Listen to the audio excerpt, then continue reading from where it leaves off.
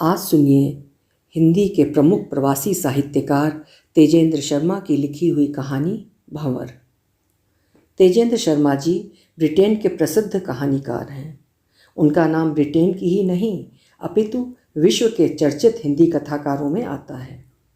उनके साहित्य की चर्चा गोष्ठियों में होती है और उन पर कई छात्र शोध कार्य भी कर रहे हैं। उन्होंने भारत से बाहर भारतीय मूल के लेखकों को हिंदी साहित्य समाज में स्थान दिलाने के लिए अनेक महत्वपूर्ण कार्य किए हैं। प्रस्तुत है कहानी मेरी ज़बानी। मैं हूँ सीमा सिंह। भरत को महसूस हुआ कि सिरदर्द असह्य होता जा रहा है। मेज़ का दराज खोला, एक पैरासीटामोल की गोली निकाली और पानी के बिना ही निगल ली। उसे बचपन से ही ये अजीब सी आदत थी। दवा की कड़वी से कड़वी गोली भी बिना पानी के निकल जाया करता था, किंतु क्या इस समाचार की कड़वाहट को भी उसी आसानी से निगल पाएगा? वो जब से लंदन से वापस आया है एक विचित्र सी भावना से ग्रस्त है। उसे वहीं ये समाचार मिला था। रमा ने फ़ोन पर ही बता दिया था, मैं माँ बनने वाली हूँ। और तब से अब तक भरत एक निरंतर सोच में डूबा हुआ है। क्या रमा का माँ बनना सही है? उसके पति की क्या प्रतिक्रिया रही होगी जब उसे ये समाचार मिला होगा? रमा तो बहुत प्रसन्न लग रही थी। फिर वही सोच सोच कर क्यों परेशान हो रहा है? दुनिया में सबके बच्चे होते ही हैं। फिर अगर रमा गर्भवती हो गई तो ऐसी कौन सी नई बात हो गई? स्मिता कॉफ़ी बना लाई थी। 8 साल हो गए उनकी शादी को, जैसे कल की ही बात हो। अब तो 2 बेटे हैं घर में। मिंकू और चिंकू दोनों की शक्ल हूबहू अपने पापा से मिलती है। वही नीली आँखें, गोरा रंग, तीखी नाक। उनकी शरारतों से तंग आ जाती है स्मिता। प्रतिदिन कुछ ना कुछ तो टूटता ही रहता है घर में। बहुत प्यार से स्मिता ने कॉफ़ी का प्याला आगे बढ़ाया। ना जाने क्यों भरत को महसूस हुआ जैसे वो स्मिता से आंखें चुरा रहा है। कॉफ़ी पीकर भी उसे ठीक सा महसूस नहीं हुआ। उसे समझ नहीं आ रहा था कि पत्नी को समाचार दे या नहीं। एक ना एक दिन तो उसे मालूम हो ही जाएगा। और फिर यदि रमा ने ही चिट्ठी में लिख दिया तो स्मिता को क्या जवाब देगा? स्मिता ने पूछ ही लिया, अब कि लंदन में रमा और इंदर से मिले? हाँ, भरत की सोच टूटी। एक अच्छी खबर है, रमा माँ बनने वाली है। क्या? पर रमा तो कुछ और ही बता रही थी अपने पति के बारे में। जब अपने यहाँ हकीम लोग शर्तिया कमज़ोरी का इलाज कर देते हैं तो लंदन में बढ़िया से बढ़िया डॉक्टर मौजूद हैं। कहने को तो कह गया भरत, किंतु उसे लगा जैसे स्मिता का वाक्य उसी की ओर लक्ष्य किया गया था। वो एक चोर की भांति महसूस कर रहा था। उससे पूछ आते अगर बच्चे के लिए इंडिया से कुछ मंगवाना चाहे। पूछा था, बोली कुछ मंगवाना होगा तो स्मिता को फ़ोन करके बता दूंगी। खुश लग रही थी। वो तो काफ़ी खुश लग रही थी, पर इंदर कहीं बाहर दौरे पर गया हुआ था, शायद ऑस्ट्रिया। उससे मुलाकात नहीं हो पाई। चलो अच्छा है, बेचारी का जीवन सेटल हो जाएगा। उसके जीवन में क्या भटकन थी? भरत एक बार फिर सोच में पड़ गया। स्मिता से उसका प्रेम विवाह ही कहलाएगा। दोनों स्कूल के दिनों से ही इकट्ठे पढ़ते थे। स्मिता उससे 2 ही क्लास पीछे थी। शादी के पहले ही दिन दोनों एक दूसरे को 15 वर्षों से अच्छी तरह से जानते थे। इतनी प्यार करने वाली पत्नी से वो कैसे इतनी बड़ी बात छुपाए जा रहा है? स्मिता ने बच्चों को पढ़ाना शुरू कर दिया। बड़ा मिंकू दूसरी कक्षा में पढ़ता है और चिंकू पहली में। स्मिता का सारा दिन बच्चों में ही बीत जाता है। उन्हें स्कूल के लिए तैयार करना, खाना बनाना, बस पर चढ़ाने जाना और लेने जाना। कभी कभी तो इतना थक जाती है कि रात होते ही धम्म से बिस्तर पर गिरते ही सो जाती है। बहुत बार भरत रात को सोती हुई स्मिता का चेहरा निहारता रहता है। जो सौम्यता उसे अपने पत्नी के चेहरे पर दिखाई देती है वो कभी भी अपने साथ काम करने वाली सैकड़ों एयर होस्टेसों में नहीं दिखाई दी। इस बीच कई बार उसके कदम बहके, किंतु स्मिता बच्चों और घर का ख्याल ही उसे भटकने से बचा लेता था। कॉलेज के दिनों से ही भरत लड़कियों में बहुत लोकप्रिय था। हर लड़की उसके गोरे रंग और नीली आंखों की दीवानी थी। उस पर उसकी गहरी और रौबीली आवाज़। सब लोग सोचते थे कि भरत को फिल्मी हीरो होना चाहिए, किंतु भरत को एक्टिंग से कभी कोई भी लगाव नहीं रहा। विदेश जाने का शौक़ भरत को बचपन से ही था। दादाजी 70 के रहे होंगे जब वे चाचा से मिलने अमेरिका गए थे। वापस आकर बोले थे, भरत बेटा, मैं तो एक ही बात कहता हूँ, अगर अमेरिका नहीं देखा तो कुछ भी नहीं देखा। वहाँ की ज़िंदगी को शब्दों में नहीं बता सकते। स्वर्ग है, स्वर्ग। भरत को भी विदेशी वस्तुओं से कम लगाव नहीं था, किंतु परिवार की आर्थिक स्थिति ने उस पर अंकुश लगा रखा था। पिता की सीमित कमाई से किसी तरह बस घर की गाड़ी खिंच रही थी। भरत दिन में सपने देखा करता था। बैंक में प्रोबेशनरी ऑफिसर था भरत, किंतु काम में मन नहीं लगता था। कभी भी नौकरी को गंभीरता से नहीं लिया था। बैंक अफसर को वो सदा ही ग्लोरीफाइड क्लर्क कहता था। मन में कहीं कोई भटकाव था। एयरलाइन की नौकरी मिलने पर उसकी प्रसन्नता की कोई सीमा नहीं थी। स्मिता ने तब भी कहा था, भरत, इस नौकरी में ग्लैमर जरूर है पर स्टेटस नहीं। तुम सोचो, बैंक में तुम कहाँ से कहाँ जाओगे। इतनी छोटी उम्र में डायरेक्ट अफसर लगे हो, वहाँ तो फ्लाइट पर सर ही रिटायर हो जाओगे। अरे बेवकूफ़, सोच हमारा संसार कितना बड़ा हो जाएगा। आज अमेरिका तो कल यूरोप, जापान और रूस हमारी मुट्ठी में बंद। बैंक की नौकरी में तो तुम्हें कभी भी विदेश की सैर नहीं करवा पाऊंगा। एयरलाइन ज्वाइन करते ही शादी कर लेंगे। तुम्हें तो कोई शौक ही नहीं है, अभी से दादी बनी जा रही हो। एयरलाइन में फ़्लाइट पर्सर, शुरू शुरू में तो असिस्टेंट फ़्लाइट पर्सर ही बना था। ट्रेनिंग में बताया गया था कि विमान में टॉयलेट भी साफ़ करने होंगे। ब्राह्मण का बेटा और जमादार का काम। सारा ग्लैमर टॉयलेट की सीट के नीचे बह गया। पर विदेश जाने की खुशी ने जैसे सब कुछ भुला दिया था। भरत को शुरू से ही लड़कियों में थोड़ी अधिक दिलचस्पी रहती थी। लिंडा गुडमैन की किताबों में उसने पढ़ लिया था, तुला राज के लोगों को 60 साल की उम्र में भी विपरीत सेक्स के प्रति आकर्षण बना रहता है। वो तो अभी केवल 25 का ही था, तो उसका आकर्षण तो स्वाभाविक ही था। विमान में भी वो महिला यात्रियों का ज़रा अधिक ही ख्याल रखता था। स्मिता अपने पति की इस कमजोरी से पूरी तरह वाकिफ़ थी, परंतु सदा की भांति इस विषय पर भी वो कभी तकरार नहीं करती थी। वो जानती थी उसका पति एक डरपोक प्रवृत्ति का व्यक्ति है। दूसरी लड़कियों में रुचि तो ले सकता है, पर अपना घर तोड़ने की हिम्मत नहीं रखता। महिलाओं को प्रभावित करने की अपने पति की आदत पर स्मिता को कभी हंसी आती, कभी गुस्सा, तो कभी दया। परंतु अपने पति की इस कमजोरी का कारण वो कभी समझ नहीं पाई। समझ तो कभी भरत भी नहीं पाया कि रमा से उसकी मुलाकात घनिष्ठता में कैसे बदलती गई। मुलाकात घनिष्ठता में बदलती ही क्यों है? रमा उसके जीवन की पहली युवती तो नहीं थी, फिर कारण क्या है? वो इतना बेचैन क्यों है? दिमाग जब बेलगाम सोचने लगता है तो न मालूम कहाँ कहाँ की दौड़ लगाने लगता है। वही इस समय भरत का दिमाग भी कर रहा था। कई सवाल उसके दिमाग को मथे जा रहे थे। इतने बड़े विमान में वो रमा की ओर ही क्यों आकर्षित हुआ? क्या इसलिए कि रमा बहुत सुंदर है, या इसलिए कि रमा ने उसे लिफ्ट दी थी? क्या कोई भी लड़की उसे लिफ्ट देती तो वो उसकी रौ में बह चलता? यदि इंदर उस फ्लाइट में रमा के साथ होता तो क्या उसकी बातचीत भी शुरू हो पाती? क्या जो हुआ सही हुआ? सही क्या है, गलत क्या है? भरत के दिमाग की नसें जैसे फट ही जाना चाहती थीं। लगा जैसे सबके सब सवाल बेमानी हैं। फिर से एक सवाल कौंधा जिसने भरत के समूचे व्यक्तित्व को ही हिला डाला। क्या वो पछता रहा है? क्या वो स्वयं को अपराधी महसूस कर रहा है? रमा ने फ्लाइट पर ही उसे अपने घर का फ़ोन नंबर भी बताया था। उसे घर आने के लिए भी कहा था। हम लोग लंदन में भी पंजाब में रहते हैं, साउथ हॉल में। आ जाइएगा तो मक्की की रोटी के साथ सरसों का साग भी खिला दूंगी। रमा ने पीली सलवार के साथ हरी कमीज पहन रखी थी। मक्की की रोटी और सरसों का साग, पंजाब का लोक संगीत भरत के दिमाग में बजने लगा। सोचते सोचते होठों पर एक फीकी सी मुस्कुराहट उभरी। दिमाग फिर बेलगाम हो गया। रमा को प्रभावित करने के लिए उसने इंदर का बहाना बनाकर एक बोतल शैंपेन भी उसे भेंट में दी थी। रमा को भी शैंपेन अच्छी लगती है, वो और कोई मादक पेय तो लेती नहीं है। फ्लाइट पर भी उसने कहा था, तुम्हारे मिलने की खुशी में एक गिलास ले रही हूँ। आम तौर पर किसी खुशी के मौके पर ही एक आधा गिलास ले लेती हूँ। रमा के व्यक्तित्व का खुलापन उसे अच्छा लगा था, पर उसकी आंखों की भाषा को भरत समझ नहीं पाया था। एक विचित्र सी भावना, वो उनकी तह तक नहीं पहुँच पा रहा था। क्या रमा उसे केवल खाने पर ही बुला रही है या कुछ और भी?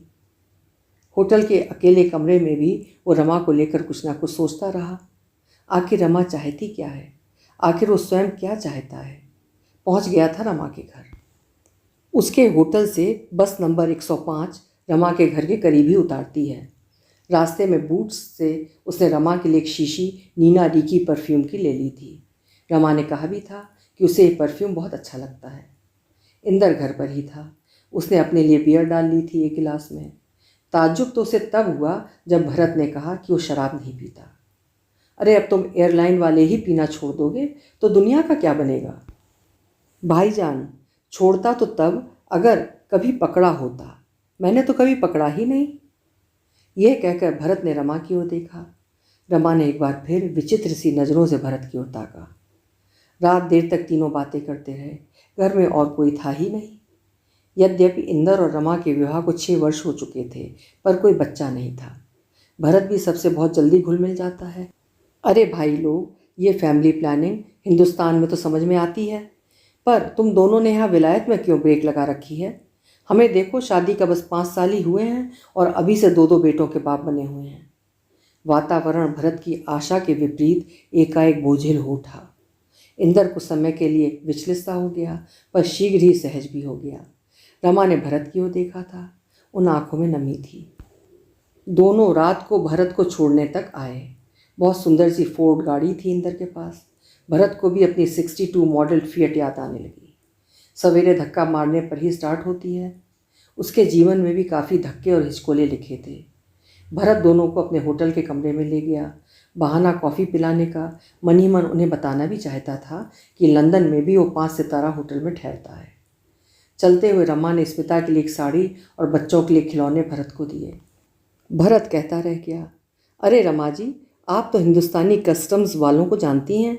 अरे वे लोग हमें यूनिफॉर्म में कुछ भी ले जाने की इजाज़त नहीं देते।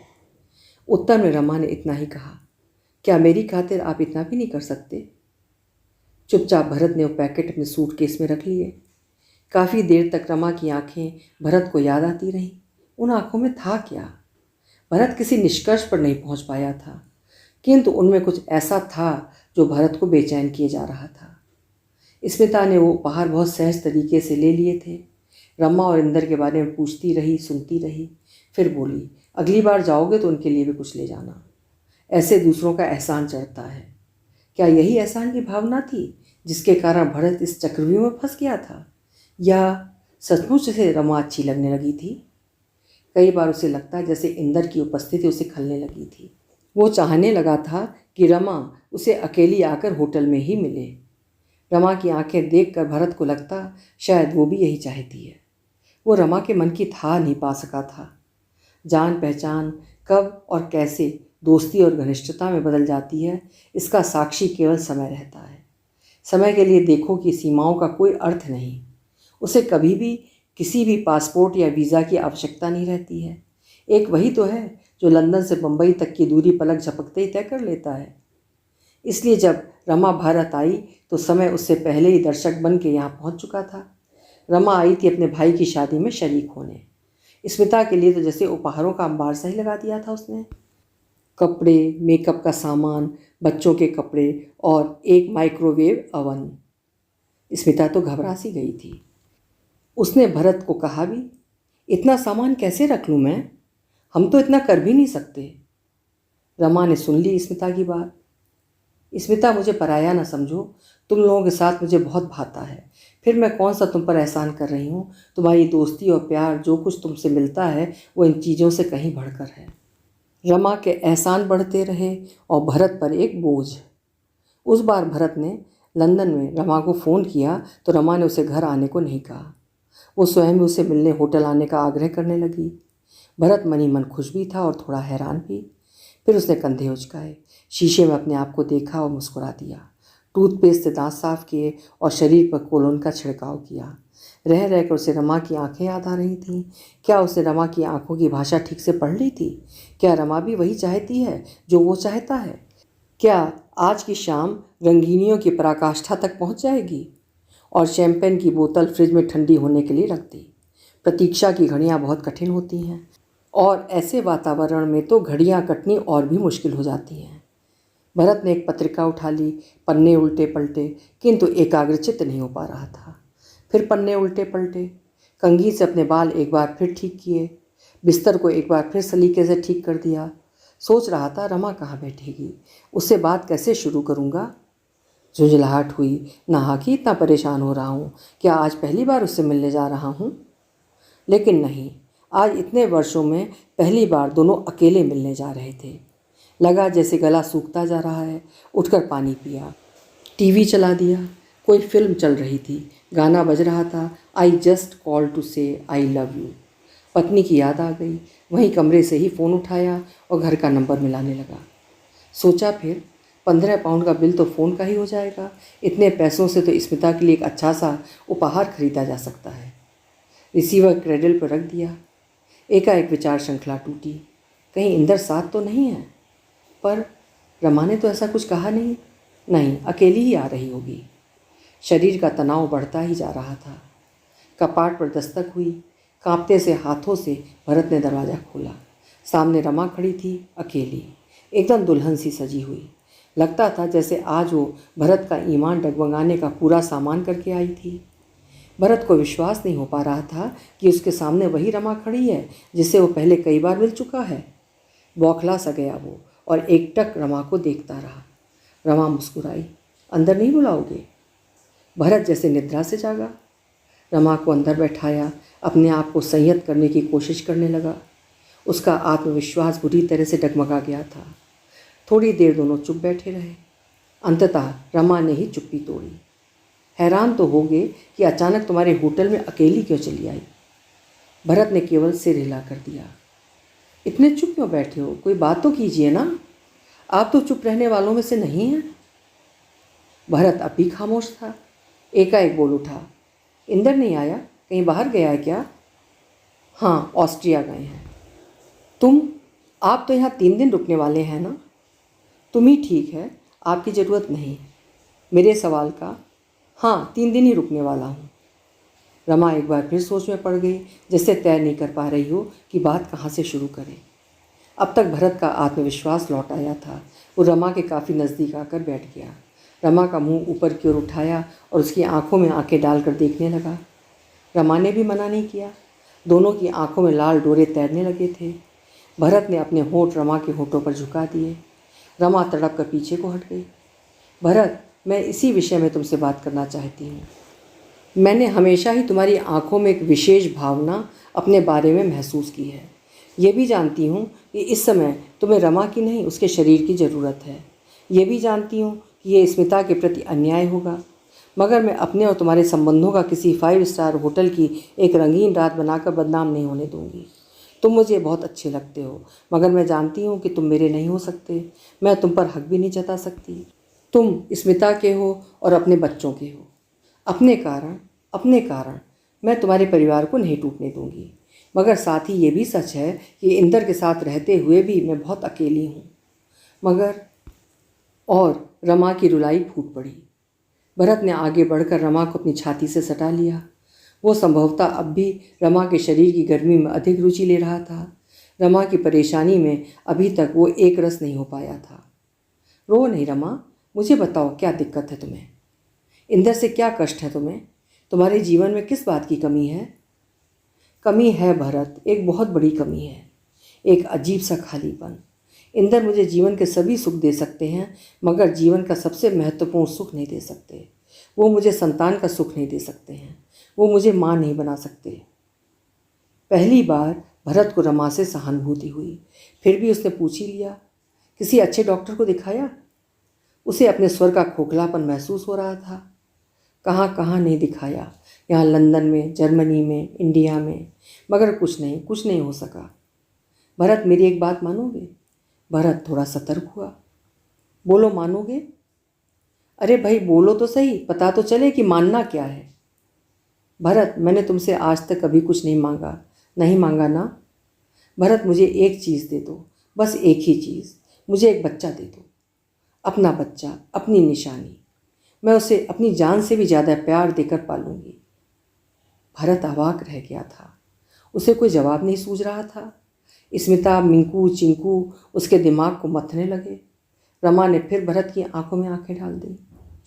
आज भरत को रमा की विचित्र भाषा का अर्थ समझ में आ गया। अपने आप पर झल्लाहट सी भी होने लगी। स्वयं को बेवकूफ़ सा महसूस करने लगा।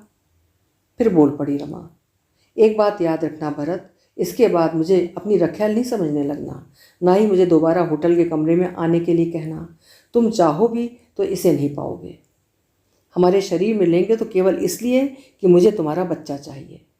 इसके बाद अपने संबंधों की प्रतिष्ठा बनाए रखना। और हाँ, ये सब यहाँ इस होटल में नहीं होगा, ये होगा मेरे घर में। मैं इसे एक पाप की तरह नहीं करना चाहती। मैं अपने बच्चे के सामने अपराधी महसूस नहीं करना चाहती। और मेरे घर में भी इंतर के बिस्तर पर नहीं, एक अलग कमरे में, एक अलग सजावट के साथ, एक विशेष काम। बोलो, तुम्हें मंजूर है? रमा ने भरत का हाथ पकड़ा और अपनी कार की ओर चल दी। भरत अभी तक तय नहीं कर पा रहा था कि वो क्या करने जा रहा है। सही गलत के भंवर में फंसा हुआ था वो। भंवर गहरा हुआ जा रहा था, वो भंवर में डूबता जा रहा था। उसमें से बाहर निकल जाना अब संभव नहीं था। स्मिता ने भरत के कंधे पर हाथ रखा तो भरत भी सोच से बाहर निकला। मिंकू और चिंकू सो चुके थे। स्मिता नाइटी पहनकर सोने की तैयारी कर रही थी। उसने बहुत प्यार भरी नज़रों से भरत को देखा। भरत के अंदर तक सिहरन सी एक लहर सी दौड़ गई। दिमाग में एक विस्फोट हुआ। अगर रमा के बच्चे की आंखें नीली हुई, अगर उसका चेहरा भी भरत से मिलता हुआ, तो क्या वो कभी भी स्मिता का सामना कर पाएगा? इस विस्फोट की तीव्रता को भरत सह नहीं पाया और आंखें बंद कर सोने का असफल प्रयत्न करने लगा। आप सुन रहे थे तेजेंद्र शर्मा जी की लिखी हुई कहानी भंवर। उम्मीद है कहानी आपको अच्छी लगी होगी। कल फिर मिलेंगे। हिंदी की श्रेष्ठ कहानियाँ सुनने के लिए कृपया मेरे चैनल्स को सब्सक्राइब जरूर करें, लाइक करें और शेयर भी करें। धन्यवाद।